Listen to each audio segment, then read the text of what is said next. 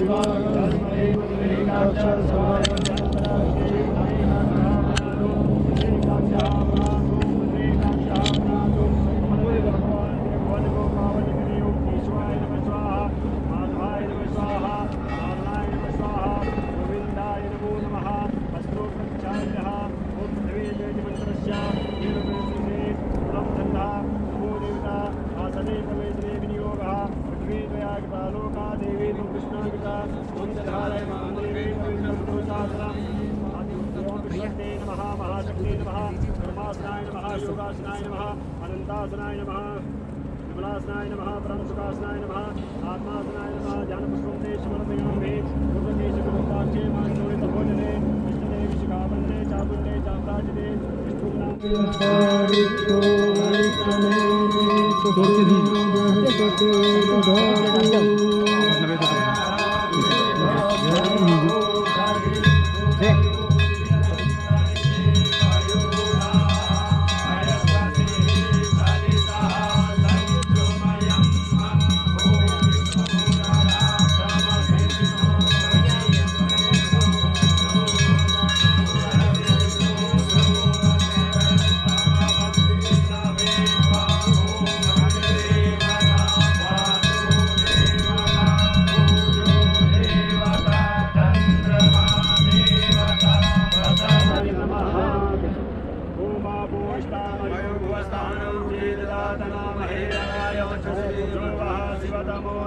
भाजयते हनः उषतीरिव मातरः स्मानरङ्गो विषये जिन्वता पूजनः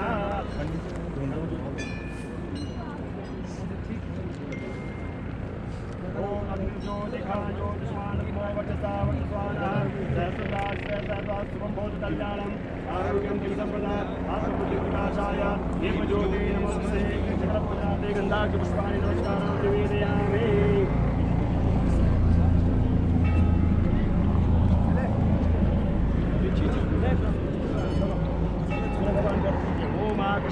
वर्षावतमानो निवेशनमृतं प्रियङ्काहिरण्येन कवितारथेन देवो जातिभुवनानि प्रसन्ना सवित्रीश्वरनाय नमः सकलपूजनार्थे गन्धाक्षपुष्पाणि नमस्कारान् निवेदयामि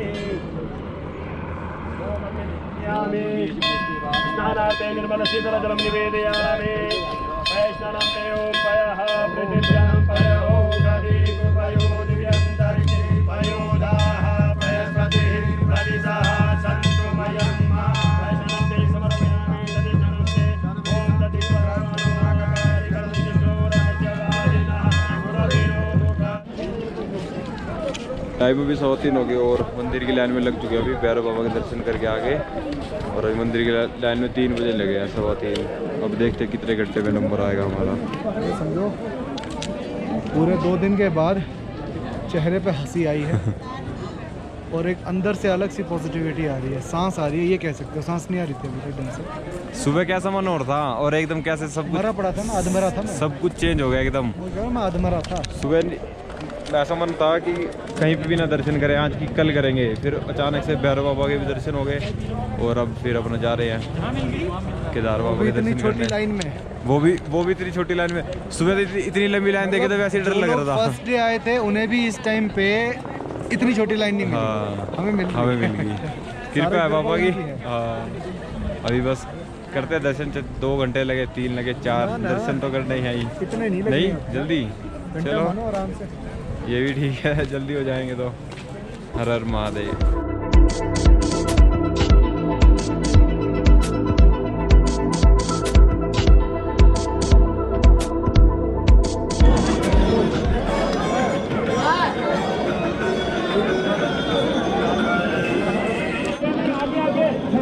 सवा 3 बजे हम लाइन में लगे थे और अभी 6:30 हो चुके हैं और पहुंच गए बाबा के मंदिर के सामने बिल्कुल। बस 5-10 मिनट और गर्भगृह में होंगे हम और दर्शन करेंगे। 3-3.5 घंटे की जो परीक्षा ली बाबा ने, बढ़िया ली, अच्छे दर्शन हो जाएंगे अब। हर हर महादेव, हर हर महादेव। ये भाई मिले ही, इनको लाइन में ले ही लिया हमने।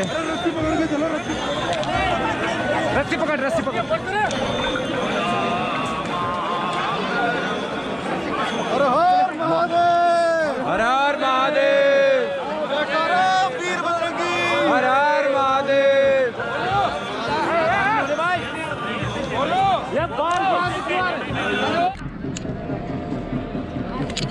टाइम अभी 7 बजने वाले हैं और दर्शन करके बाहर आके जो सुकून, शांति, मतलब जो एनर्जी, पॉजिटिविटी फील हो रही है ना, उसका कोई भी मतलब कुछ भी नहीं बोल सकते। बताओ। राम राम जी, मतलब हर हर महादेव। हर हर महादेव।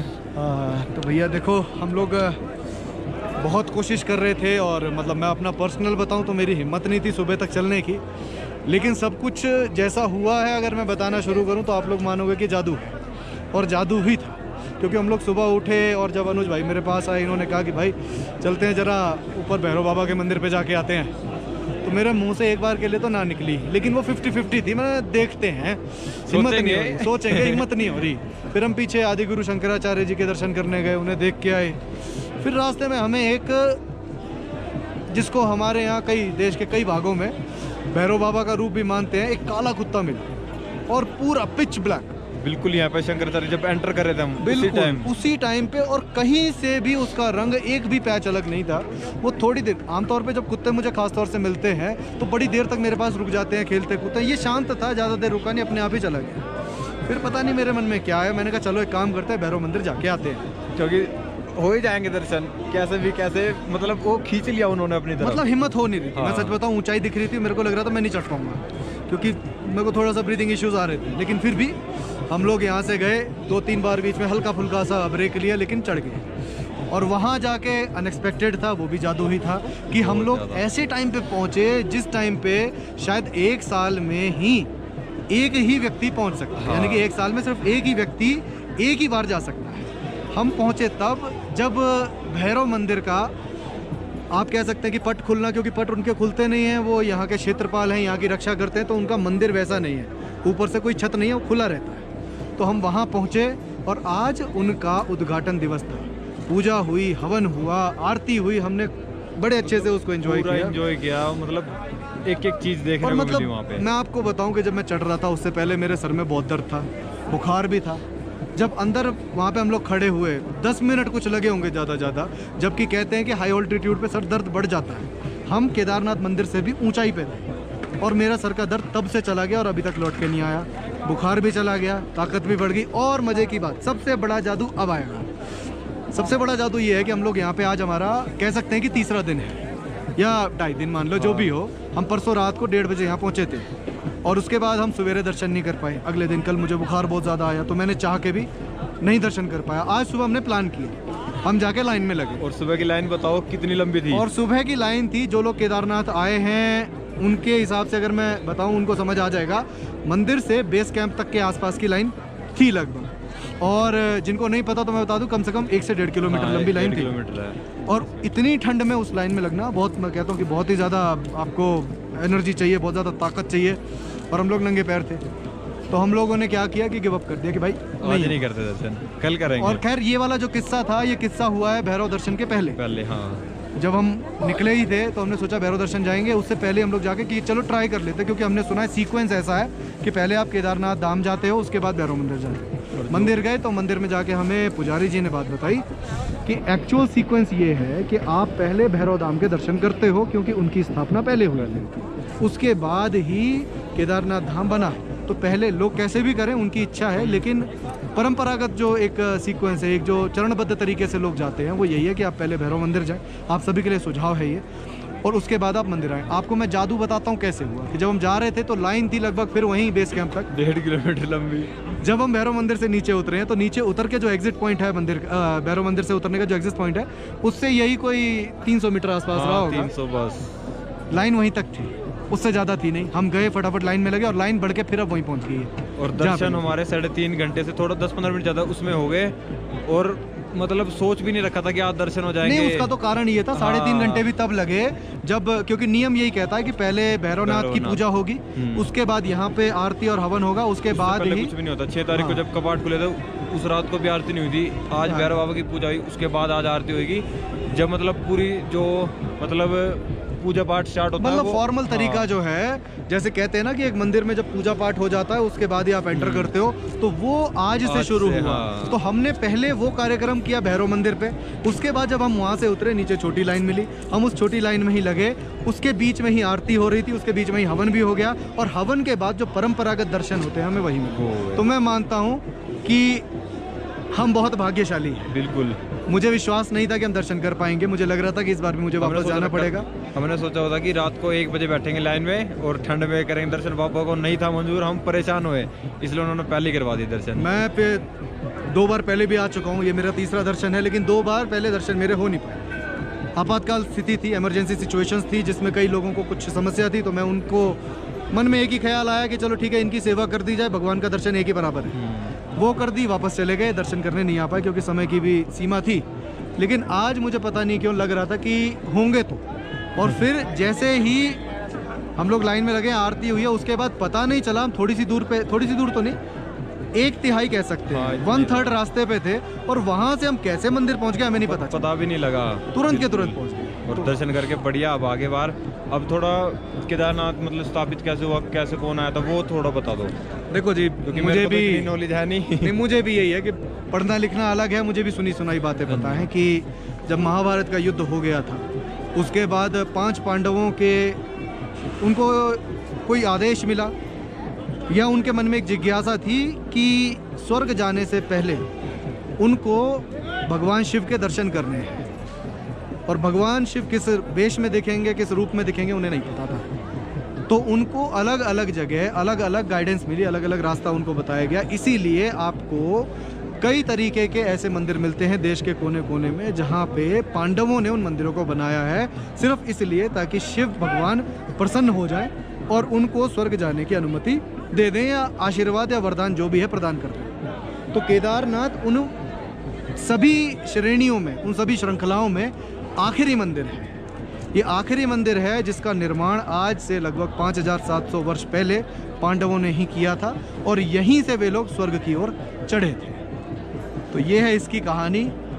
बाकी मेरी आपसे यही एक कह सकते हैं जिज्ञासा हो, आग्रह हो, एक प्रकार की विनती है कि आप सभी को जीवन में जब भी मौका मिले एक बार आप केदारनाथ धाम के दर्शन करने अवश्य हैं, क्योंकि जब आप कर लेंगे आपको अंतर अपने नॉर्मल जीवन में और दर्शन करने के बाद के जीवन में तब पता चलेगा। बहुत ज़्यादा डिफरेंस। आप पहले सिर्फ कयास लगा सकते हैं, पहले सिर्फ अंदाज़ा लगा सकते हैं, एक अनुमान लगा सकते हैं, लेकिन ये जो अनुभव है अगर आप पैदल चढ़ के आते हैं ख़ास तौर से, तो जिस परिश्रम के बाद आपको ये फल मिलेगा वो अपने आप में किसी भी बड़े वरदान से काफ़ी बड़ा हो। तो यहाँ के लिए मेरी तो अनुमति दें आप सभी को धन्यवाद। बाकी अनुज भाई बताएंगे। हर हर महादेव। अब बस अब नीचे चलते हैं योगी जी के आश्रम में, उनके बारे में भी वहीं जाके करेंगे बातचीत, वो अगले व्लॉग में देखने को मिलेगा। और इसको यहीं पे करते हैं बाबा के चरणों के साथ ही। और वीडियो को लाइक शेयर कमेंट जरूर करते हैं, चैनल को सब्सक्राइब। और हर हर महादेव।